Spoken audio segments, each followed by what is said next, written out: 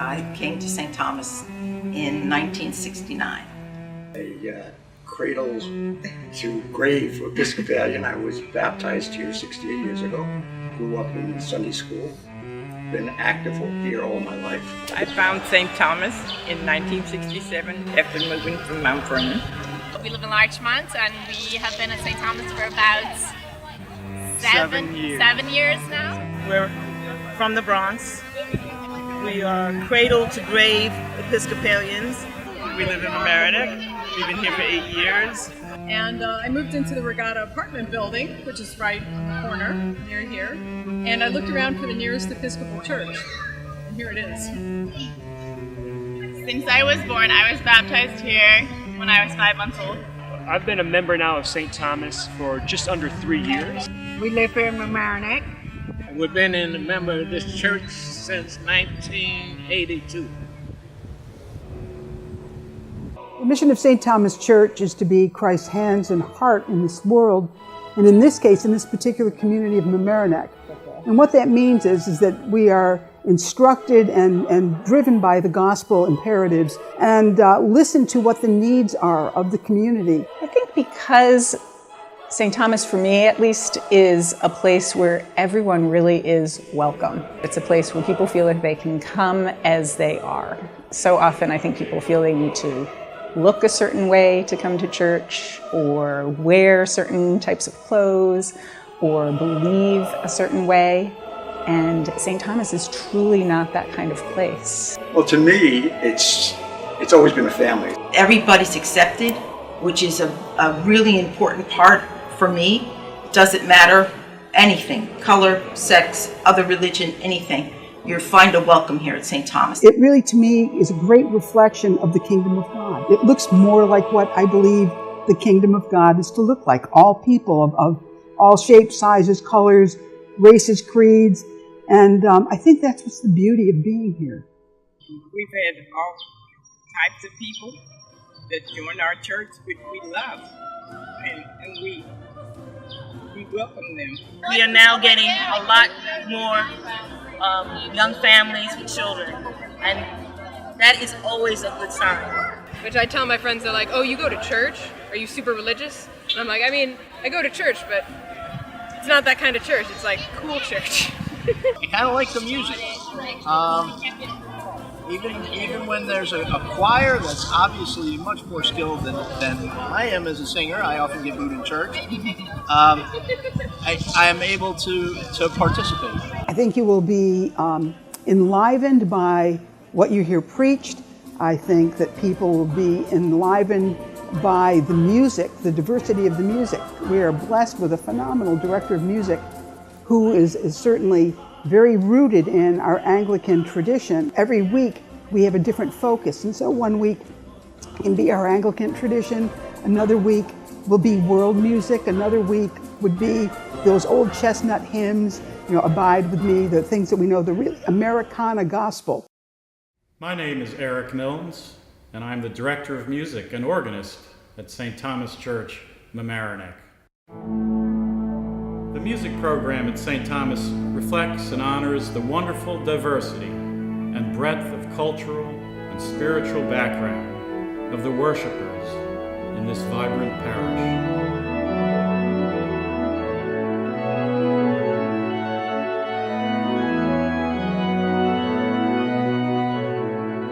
We recognize the power and inspiration which can be revealed through music and worship.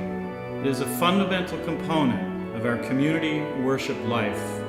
Through the singing of hymns, the presentation of anthems, the responses of our liturgy, and instrumental music of divine inspiration, we embrace the beauty of music as it draws us to praise and to prayer. What I like about St. Thomas is that we get to have the singing choir, Oh Happy Day, This Little Light of Mine.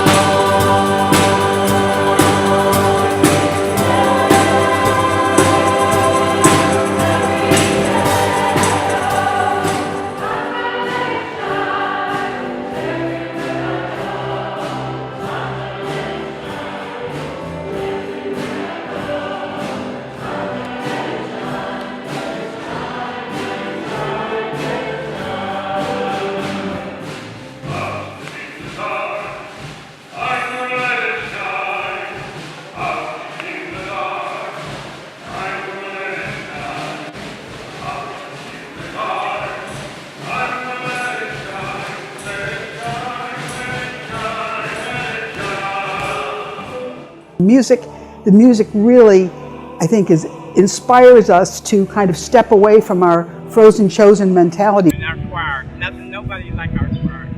One of our taglines is searchers, seekers, and doubters welcome.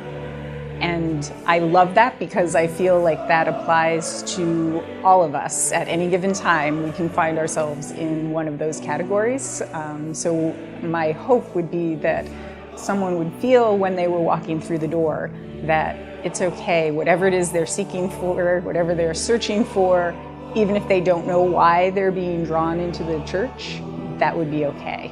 St. Thomas as a community first began as an offshoot of Christ's Church Rye, and in 1817 they incorporated here in Mamaroneck as St. Thomas Episcopal Church, which means right now that we're celebrating our bicentennial this year. This building that we worship in now was built in 1886.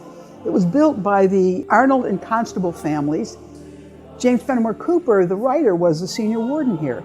The stained glass windows are all designed as one set by Clayton and Bell, who were Queen Victoria's stained glass makers.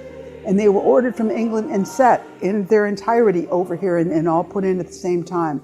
They're positively exquisite. Well, the thrift shop, we're open on Wednesdays and Saturdays to the public. We make grants to outside organizations like the Sharing Shelf and Episcopal Charities and other organizations. We have a brown bag lunch here on Tuesdays. Once a month we have a community dinner. It's for free. Anyone who lives anywhere within the community, Mamaroneck, Larchmont, whoever would like it, comes in on a Saturday night and are given a meal. It's sit down, they are served, waited on. It's a lovely, lovely gesture that I think has made some folks, a lot of seniors who are alone, gives them community, gives them a place to talk to folks, to see other people, and gives them a very yummy meal. So it's a win-win situation all the way around. We have people that volunteer that cook and volunteer to serve the neighborhood. The elderly come, the homeless come. A couple of years ago, we were feeding up to 100 people at a time. These last couple of years, it has gone down. So we're feeding maybe 25 to 40 people. When the brown bag first started, it was just giving brown bags of lunch for the workers in the community. And then gradually it went to giving food. Yogurt, we have bread, we have vegetables. Right. We get food from the food bank, and stores around the community donate food to us. Yeah. For 56 years, it'll be 56 years this fall, we have had an annual Christmas fair.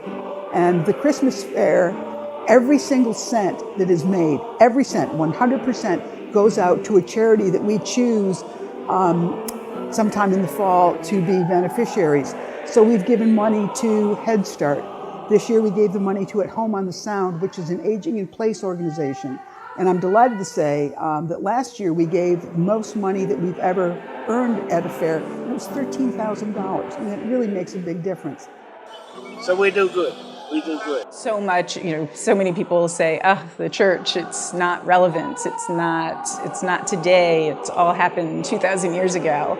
But when you really look at what the things were that Jesus was saying, they were radical then, and they're just as radical now. What does it mean to follow Jesus? What does it mean when Jesus says, love your neighbor?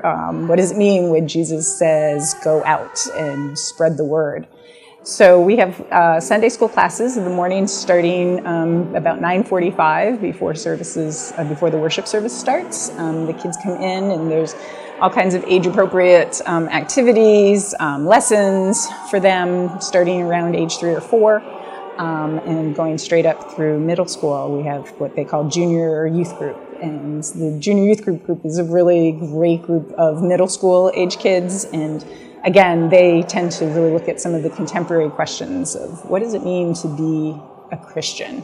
What does it mean to have faith in this kind of a world? Once I got to be about 12 or 13, I started working in the nursery with the little babies, the smallest ones, and that was just a joy, because every time we'd get a new member of the church, we were the first face they saw when they came. If they were a new family, they'd bring their baby, and the parents would want to have a nice time at the service, and they'd give us their small child, and it was this huge, trusting moment. He's never been anywhere without me before, and it was okay.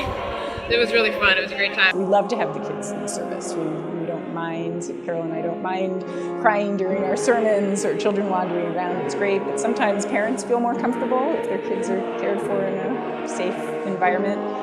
I refer to it as a church date. You can drop your child in the nursery and go have time with your spouse and adults and listen to an adult talk. And then the kids are always come back up into the service in time to have communion with us, because we believe that, all are welcome to that. Our kids really love being part of the community here. They love Sunday school. They complain when we don't go to church on a week that there's Sunday school because they feel like they're not going to see all their friends. And they have got to know people of different generations. People came to this country as immigrants, so our grandparents, their grandparents have not always been close by. And having a community that has people of different generations that our kids can be a part of is really important to us. There are now distinct groups of kids here that are growing up together, and they will have that same Christian fellowship and friendship throughout their life. And my oldest kids, all of their peers, they are still in touch with. And when you have that kind of foundation, and it's based on religion too, it goes a long way. Some of you guys thought of a special word that described St. Thomas. Do you remember what it was? Yeah. My word is graceful. Peace. Loving. Enthusiastic. Loving. I learned about Jesus. I like that we get to draw pictures and do fun stuff while we're learning. What is your favorite time of year at church? Around Christmas time, we draw Christmas trees. Midnight Mass is by far my favorite service to come to. Yeah, Christmas service. Christmas service. Where we would turn all the lights out and everyone would just have candles. And that was the only light in the whole church. And it is so magical to be there with the voices singing all in unison and singing Silent Night and doing it by candlelight. Definitely Christmas time. I love the services around then, all the carols and everything, and the hymns, all that. The church, that's I wouldn't be anywhere else. How do I explain what brought me here and what's keeping me here? I wouldn't know how to put it into words because there's just so much here.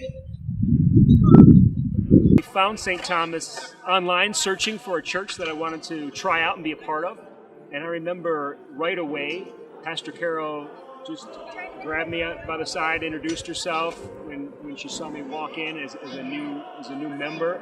No pressure, very friendly, but it really made me think that this community wants to welcome people. And I've been a member ever since. I love the fellowship. I love the diversity of the church. It's a place that I look forward to coming to every Sunday, just really to meditate, to think about who we are, our existence, the mystery of faith. Just a fabulous place, a place where you love to go on Sunday.